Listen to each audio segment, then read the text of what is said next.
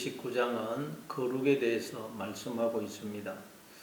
하나님은 출애굽하여 이제 가나안 땅에 들어가서 살게 될 이스라엘 백성들에게, 즉 구원받아 하나님의 자녀가 된 우리들에게 내가 거룩하니 너희도 거룩하라고 말씀하십니다.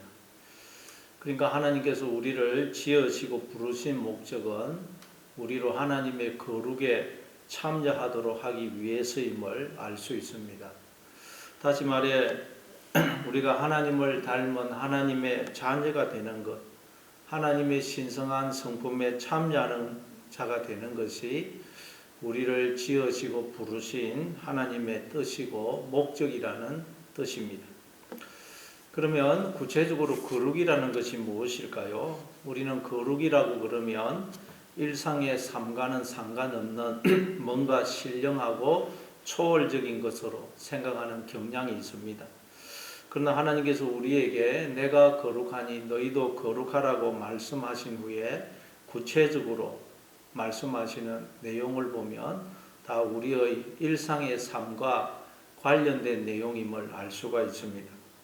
지난주에 살펴본 것처럼 너희는 거룩하라고 하시면서 맨 처음 말씀하시는 것이 부모를 경외하고 안식일을 지키라고 하십니다.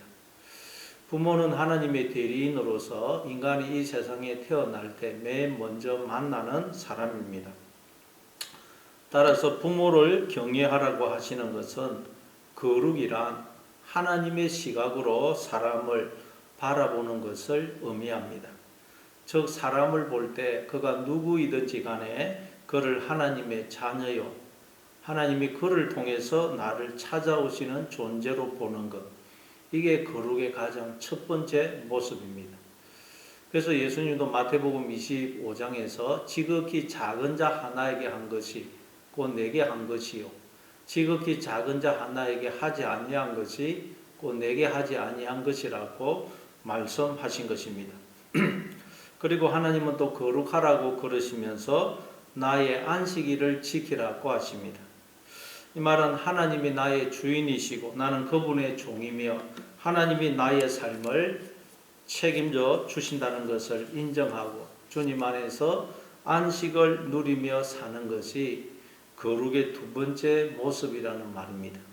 그러니까 우리가 두려워하고 염려하고 낙심하고 불평, 원망하고 이러는 것은 거룩이 아니라는 것입니다. 왜냐하면 그건 내가 내 삶의 주인이 되어 있기 때문입니다. 그리고 또 거룩하라고 하시면서 화목 제물을 여호와께 드리라고 말씀합니다.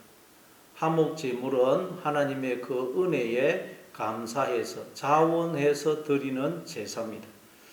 따라서 이 거룩이란 하나님의 은혜와 사랑에 감사하는 것, 이게 거룩입니다. 다시 말해 범사에 감사하는 것, 이것이 거룩입니다.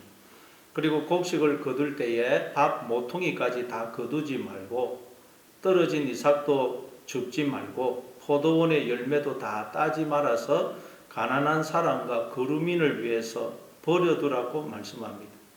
그러니까 거룩이란 항상 내 주변에 가난한 사람들을 생각하고 배려하는 것이라는 말씀입니다. 하나님은 우리에게 이렇게 살라고 하시면서 후렴구처럼 계속해서 나는 너희의 하나님 여호와이니라 말씀하십니다.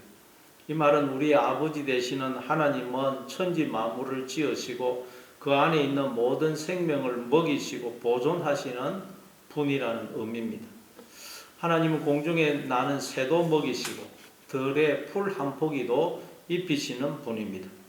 악인이나 선인이나 의인이나 불의한 자를 가리지 아니하시고 해를 비추어 주시고 비를 내려 주시는 분입니다. 그분이 우리의 아버지이십니다. 그러므로 하나님의 자녀인 우리들도 아버지 하나님을 닮아 당연히 은혜와 자비와 긍휼과 복을 나누어 주는 자가 되어야 한다는 것입니다. 이게 거룩이라는 것입니다. 그러니까 거룩이란 삶을 사는 자세와 태도가 달라지는 것입니다. 왜냐하면 이제 우리는 하나님의 자녀이기 때문입니다. 그래서 하나님의 자녀답게 사는 것, 그게 거룩입니다. 그러니까 하나님은 우리에게 너희가 내 자녀가 되기 위해서, 즉 구원받기 위해서 거룩하게 살아라, 그렇게 말씀하시는 것이 아니고, 너희는 내 자녀이기 때문에, 너희는 구원받았기 때문에 내 자녀답게 살아라. 내 아버지 내가 거룩하니 자녀인 너희도 거룩하라, 그렇게 말씀하시는 것입니다. 그러니까 우리에게 거룩하라고 하시는 하나님의 이 계명은 우리를 힘들게 하는 무거운 부담이 아니고, 우리가 누구인지를 알게 해주고 우리를 영광으로 초대해주는 놀라운 축복인 것입니다. 초대장인 것입니다. 그럼 오늘 본문에서는 또 어떤 구체적인 계명을 주시는지 살펴보겠습니다. 11절입니다. 너희는 도둑질하지 말며 속이지 말며 서로 거짓말하지 말며. 하나님 우리에게 거룩하라고 하시면서 도둑질하지 말라, 그렇게 말씀하십니다. 그러니까 도둑질하지 않는 것이 거룩입니다. 그러니까 여러분, 거룩하지 못하면 우리는 자꾸 도둑질을 하게 되어 있다는 거예요. 여러분, 우리가 왜 그 도둑질을 하지 말아야 되겠습니까? 첫째, 도둑질 당한 사람에게 큰 상처와 해를 주는 것이기 때문입니다. 하나님은 우리에게서 상처와 해를 받으실 때 결코 우리에게 해와 상처를 주시는 분이 아닙니다. 따라서 하나님의 자녀인 우리도 누군가에게 상처와 해를 줘서는 안 됩니다. 베드로전서 3장 22절 23절입니다. 그는 죄를 범하지 아니하시고 그 입에 거짓도 없으시며 욕을 당하시되 맞대어 욕하지 아니하시고 고난을 당하시되 위협하지 아니하시고 오직 공의로 심판하시는 이에게 부탁하시며. 예수님은 욕을 당하시되 맞대어 욕하지 아니하시고 고난을 당하시되 위협하지 아니하셨다고 말씀합니다. 이 말씀은 하나님이 우리에게 욕과 상처와 해를 받으시되 우리에게 욕과 상처와 해를 주시지 않는다는 말씀입니다. 따라서 하나님의 자녀인 우리도 마땅히 누군가에게 욕과 상처와 해를 줘서는 안 되는 것입니다. 그건 하나님의 자녀다운 모습이 아닙니다. 스스로 복과 영광을 차버리는 것입니다. 둘째, 우리가 도둑질할 필요가 없는 이유는 하나님은 자녀인 우리에게 족한 은혜를 베풀어 주시며 우리의 모든 필요를 공급해 주시기 때문입니다. 왕의 아들이 도둑질할 이유가 어디에 있겠어요? 마찬가지로 우리는 창조주이시며 만주의주이신 하나님의 자녀입니다. 그런데 그런 우리가 도둑질할 이유가 어디에 있겠습니까? 그러나 우리가 이 사실을 믿지 못하면 도둑질하게 되는 것입니다. 아담과 하와가 선악과를 도둑질했습니다. 왜 그렇습니까? 근본적으로는 그들을 사랑하시고 부족함 없이 채워주시는 하나님의 그 섭리를 믿지 못했기 때문입니다. 마태복음 6장에서 예수님은 우리의 아버지 되시는 하나님께서 우리가 평생 먹고 입고 마실 것을 책임져 주신다고 우리에게 말씀하고 계십니다. 공중에 나는 새를 보라, 들에 핀 백합화를 보라, 오늘 있다가 내일 아궁이에 던지우는 들풀도 하나님이 이렇게 입히시거든 하물며 너희일까 보냐. 믿음이 적은 자들아, 그러므로 염려하여 이르기를 무엇을 먹을까 무엇을 마실까 무엇을 입을까 하지 말라. 너희 천부께서 이 모든 것이 너희에게 있어야 할 줄을 아시느니라. 공중에 나는 새와 들에 핀 백합화나 들풀은 피조물입니다. 그들은 하나님의 자녀가 아닙니다. 그런데도 하나님이 그런 피조물도 모두 빠짐없이 먹이시고 입히시고 돌보신다는 것입니다. 그런데 우리는 하나님과 어떤 관계입니까? 자녀와 아버지의 관계입니다. 부모님이 집에 있는 개, 돼지를 굶기지 않고 먹인다면 자식은 얼마나 잘 먹이고 입히겠습니까? 그래서 하물며 너희일까 보냐. 믿음이 적은 자더라. 믿음이 적은 자더라. 이 말은 믿음의 눈으로 이 모든 것들을 먹이고 입히고 돌보시는 하나님 아버지를 보라는 것입니다.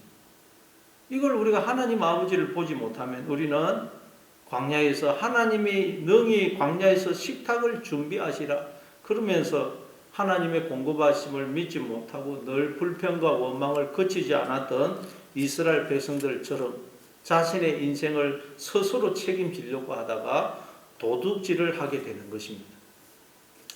빌립보서 4장 19절입니다. 나의 하나님이 그리스도 예수 안에서 영광 가운데 그 풍성한 대로 너희 모든 썰 것을 채우시리라. 성도 여러분, 하나님께서 우리의 모든 썰 것을 풍성히 채우시겠다고 약속하셨습니다. 이 약속을 믿으시기 바랍니다. 무엇인가 부족한 것이 있습니까? 그럼 하나님 앞에 기도하시기 바랍니다. 우리는 하나님께서 나를 위해서 그 아들까지 주신 자들입니다. 온 우주의 주인 되신 하나님께서 우리의 아버지가 되십니다. 하나님 아버지의 기업을 이어받을 하나님의 후사 상속자들입니다. 하나님 나라가 우리의 것입니다. 그러니 우리는 얼마나 부자입니까? 따라서 우리는 자꾸 눈에 보이는 것, 잠시 있다가 없어질 이 세상의 것으로 나와 다른 사람을 비교해서는 안 되는 것입니다. 우리가 인생을 살아가다 보면 비천에 처할 때도 있고 풍부에 처할 때도 있습니다. 그러나 어떤 환경에 처하든지 거기에는 우리에게 하나님 나라를 상속시키시려는 하나님의 선하신 뜻이 있는 것입니다. 따라서 우리는 어떠한 형편에 처하든지 감사로 받고 자족하는 것을 배워야 됩니다. 빌립보서 4장 12절입니다. 내가 비천에 처할 줄도 알고 풍부에 처할 줄도 알아 모든 일에 배부르며 배고픔과 풍부와 궁핍에도 일체의 비결을 배우느라 내게 능력 주시는 자 안에서 내가 모든 것을 할 수 있느니라. 우리에게 우연은 없습니다. 모든 것은 우리를 복으로 이끄시려는 하나님의 섭리 속에서 지금 진행되는 것입니다. 그러므로 주어진 환경에 범사에 감사하시기 바랍니다. 이게 우리를 향하신 하나님의 뜻이라 그래요. 뜻. 그 말은 우리를 지금 하나님의 복으로 영광으로 우리의 인생을 이끌어가고 계시다는 것입니다. 그래서 감사할 때 이걸 알고 만족하고 감사할 때 우리는 도둑질하지 않을 수 있고 이게 바로 거룩입니다. 거룩. 우리가 도둑질하는 것은 그러니까 결국 여러분 하나님의 자리를 도둑질하기 때문에 모든 것을 도둑질하게 되는 것입니다. 하나님이 나의 주인이 되시고 아버지가 되셔서 내 삶을 책임져 주신다. 이걸 기억할 때 우리는 도둑질하지 않을 수가 있는 것입니다. 또한 하나님은 속이지 말고 거짓말하지 말라고 하십니다. 11절 12절입니다. 너희는 도둑질하지 말며 속이지 말며 서로 거짓말하지 말며 너희는 내 이름으로 거짓 맹세함으로 내 하나님의 이름을 욕되게 하지 말라. 나는 여호와이니라. 속이지 말고 또 거짓말하지 말아라 말씀합니다. 인간이 가진 가장 고귀한 특성 중에 하나가 언어를 사용한다는 것입니다. 어떤 철학자는 말하기를 인간에게 가장 불가사의한 일 중에 하나가 언어다 그렇게 말했습니다. 인간이 언어를 사용하는 것은 도무지 이해할 수 없고 설명할 수 없는 신비라는 말입니다. 그럼 어떻게 해서 인간이 언어를 사용할 수 있게 된 것입니까? 바로 하나님께서 우리를 하나님의 형상으로 지었었기 때문입니다. 말씀이신 하나님이 자신의 형상대로 지음받은 우리에게 인간 언어라는 선물을 주신 것입니다. 그래서 모든 인간이 말을 하는 것입니다. 심지어 한 번도 듣지도 보지도 못했던 헬런 켈러도 말을 할 수 있었습니다. 바로 하나님이 주신 언어 기능이 인간에게 있기 때문입니다. 근데 하나님이 우리에게 언어를 주신 것은 이 언어로 하나님을 찬양하고 교제하고 이웃을 사랑하고 축복하라고 주셨습니다. 그렇지만 타락한 후 인간의 혀는 저주와 참소와 악독과 거짓, 중상모략으로 그 기능이 바꾸어지게 되었습니다. 그러나 이제 예수님을 영접하고 하나님의 형상을 회복한 우리 성도들은 이 혀를 원래의 혀로 바꾸어야 됩니다. 그래서 믿음에는 증거가 있어야 되고 그 증거의 중심은 통제된 혀라고 성경은 말씀합니다. 우리가 다 실수가 많으나 만일 말에 실수가 없으면 온전한 사람이라고 야고보 사도는 말씀합니다. 특별히 야고보 3장은 믿음을 고백하면서 함부로 혀를 사용하는 사람에게 주의를 주고 있습니다. 우리가 교회 생활해도 교회 안에서도 가장 문제가 되는 것이 바로 이 말 아닙니까? 혀.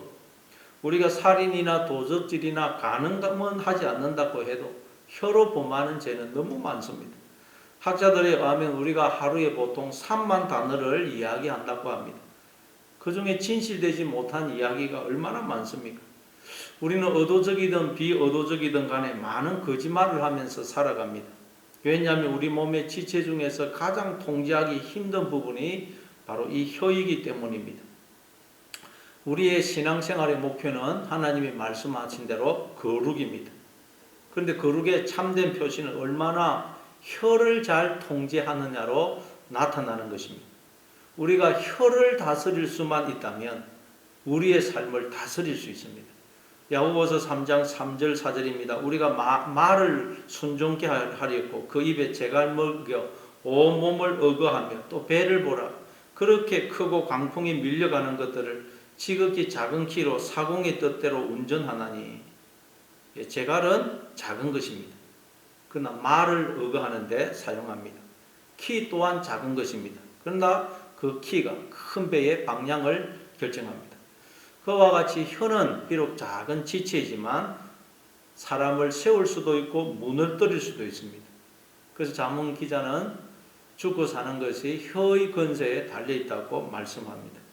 야고보서 3장 6절에서는 혀는 불이라고 말씀합니다. 그 사르는 것이 지옥불에서 나와서 모든 생의 바퀴를 불사른다고 말씀합니다. 말 한마디가 한 사람의 일생을 세울 수도 있고 파괴시킬 수도 있다는 것입니다. 1871년 미국 시카고에서 대화재 사건이 있었습니다. 17,450동의 건물이 불타고 300명이 불에 타 죽고 9만 명의 이재민이 난 이 대화재 사건, 이 대화재 사건은 작은 흙간에 있던 호롱불이 넘어지면서 발생했다고 그럽니다. 마찬가지로 혀도 이처럼 파괴적 요소가 있는 것을 늘 기억해야 됩니다. 우리가 도둑질할 물건은 다시 돌려줄 수 있지만 한번 내뱉은 말은 주워 담을 수가 없습니다. 이사야서 6장에 보면 우시야 왕이 죽던 해에 이사야 선지자가 성전에 가서 기도하다가 보좌에 자정하신 거룩하신 하나님을 뵙게 됩니다. 그때 이사야 선지자는 자신의 제약된 모습을 발견하고는 뭐라고 외칩니까? 화로다 나여 망하게 되었도다. 나는 입술이 부정한 사람이요 입술이 부정한 백성 중에 거하면서 만군의 여호와이신 왕을 배웠음이로다. 그가 하나님을 만나게 되었을 때 깨닫게 된 것이 바로 자신의 입술이 혀가 부정하다는 사실이었습니다. 이사야 선지자는 왕궁 선지자로서 선지자들 중에서 엘리트 선지자였습니다. 그러니 그가 의로운 말을 얼마나 많이 했겠습니까? 좋은 말, 옳은 말만 하려고 노력하지 않았겠습니까? 사람들을 향해서 바르게 살지 못한다고 책망하고 지적하던 그였습니다. 그럼에도 하나님을 만나자 그가 깨닫게 된 것은 자신의 입술이 혀가 부정하다는 사실입니다. 이사야 선지자가 이러했다면 우리는 어떻게 하겠습니까? 그렇다면 도대체 우리가 왜 거짓말을 하게 되는 것일까요? 왜 거짓말을 하게 되는 것일까요? 바로 하나님의 주권과 섭리를 인정하지 않을 때 거짓말을 하게 됩니다. 에덴 동산에서 뱀이 하와에게 선악과 따먹어도 안 죽는다. 오히려 선악과 따먹으면 눈이 밝아져서 선악을 아는 일에 하나님처럼 될 거야. 그렇게 말을 하죠. 하나님은 선악과 따먹으면 반드시 죽는다라고 했는데도 그 하나님의 주권과 섭리를 인정하지 않는 것이 거짓말이고 또한 그럴 때 우리는 거짓말을 하게 되는 것입니다. 그러니까 이 세상에서 가장 새빨간 거짓말, 모든 거짓말의 뿌리, 거짓말의 본질, 본체는 바로 하나님이 없다고 하는 것입니다. 하나님을 인정하지 않는 데서 모든 거짓이 나오는 것입니다. 거짓의 뿌리, 거짓의 본질이 하나님을 인정하지 않는 것, 하나님이 없다고 하는 것이기 때문입니다. 거기서 모든 거짓이 나오는 것입니다. 그런데 하나님의 자녀인 우리도 인생을 살아가다 보면 마치 하나님이 안 계신 것처럼 불안해하고 염려하고 낙심하고 불평 원망할 때가 얼마나 많습니까? 그러니까 그때 우리가 쏟아내는 말들, 부정적인 말, 불평, 원망, 남을 비난하는 말, 그 모든 말들이 다 거짓말인 것입니다. 그러니까 우리가 얼마나 거짓말을 많이 하는지 모릅니다. 초대교회, 성령 충만했던 초대교회 보면 아나니아와 삽비라 부부가 있었죠. 근데 그들은 자신들의 소유를 팔아서 일부는 감추고 일부만 가지고 와서 이게 전부라고 이야기합니다. 그때 베드로가 그들을 이렇게 책망하죠. 어찌하여 사탄이 내 마음에 가득하여 성령을 속이고 땅값 얼마를 감추어 두었느냐. 어찌하여 사탄이 네 마음에 가득하여 성령을 속이고 땅값 얼마를 감추어 두었느냐. 아나니아와 삽비라가 그 마음에 사탄이 가득해서 성령을 속였다고 말씀합니다. 그 말은 욕망의 눈이 어두워져서 나와 함께 하시면서 나를 지키시고 복을 주시고 나를 가장 복된 길로 인도하시는 그 하나님의 주권과 섭리를 인정하지 않고 있다는 말이에요. 육신의 생각, 불신앙적인 생각이 지금 그들의 마음을 주장하고 있다는 거예요. 그게 사탄이 네 마음에 가득하다. 하나님의 주권을 인정하지 않는 그 육신적인 생각, 불신앙적인 생각이 마음에 가득하다는 것입니다. 그때 우리는 하나님과 나 자신을 그리고 다른 사람을 속이게 되고 거짓말하게 되는 것입니다. 이처럼 모든 거짓과 속임은 하나님을 믿지 못하는 데서, 하나님을 인정하지 않는 데서 다 나오는 것입니다. 그래서 예수님은 요한복음 8장 44절에서 너희는 너희 아비 마귀에게서 났으니 너희 아비의 욕심을 너희도 행하고자 하느니라. 그는 처음부터 살인한 자요 진리가 그 속에 없으므로 진리에 서지 못하고 거짓을 말할 때마다 제 것으로 말하나니 이는 그가 거짓말장이요 거짓의 아비가 되었음이라. 그렇게 말씀합니다. 마귀 사탄을 두고 우리 아버지라고 그래요. 원래 우리 아버지는 하나님 아니십니까? 그럼 여기서 말씀하는 우리 아버지 마귀 사탄은 도대체 누구죠? 우리 아버지 마귀가 우리를 낳았다는 말입니까? 예, 하나님이 우리의 아버지이신데 하나님을 몰아내고 우리의 아버지 자리, 나의 주인 자리, 머리 자리를 차지하고 있는 나의 욕망, 즉 우리의 옛사람을 두고 이 마귀 사탄이라고 하는 것입니다.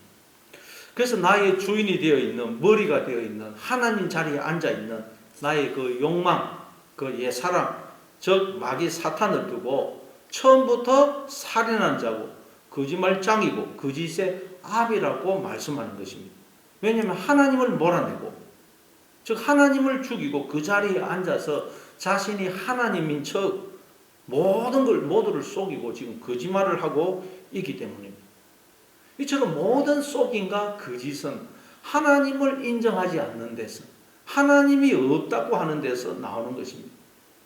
우리도 여러분 하나님을 인정하지 않게 되면 그 순간 우리는 거짓의 아들이 되어서, 마귀의 아들이 되어서 거짓말을 하게 되고 나와 다른 일을, 심지어 성령을 속이게 되는 것입니다. 나 스스로를 속이는 것입니다. 이처럼 이 세상의 모든 거짓과 속임은 하나님을 인정하지 않는 데서 나오는 것입니다. 따라서 우리가 속이지 않고 거짓말을 하지 않기 위해서는 오직 하나, 범사에 하나님을 인정하고 하나님을 경외하는 것입니다. 하나님을 인정하고 경외하면 그때 우리는 도둑질을 하지 않을 수가 있고 속이지 않을 수가 있고 거짓말을 하지 않을 수 있습니다. 그게 바로 거룩이라는 거예요. 하나님의 자녀답게 사는 것입니다. 범사에 하나님을 인정하고 하나님을 경외하는 것.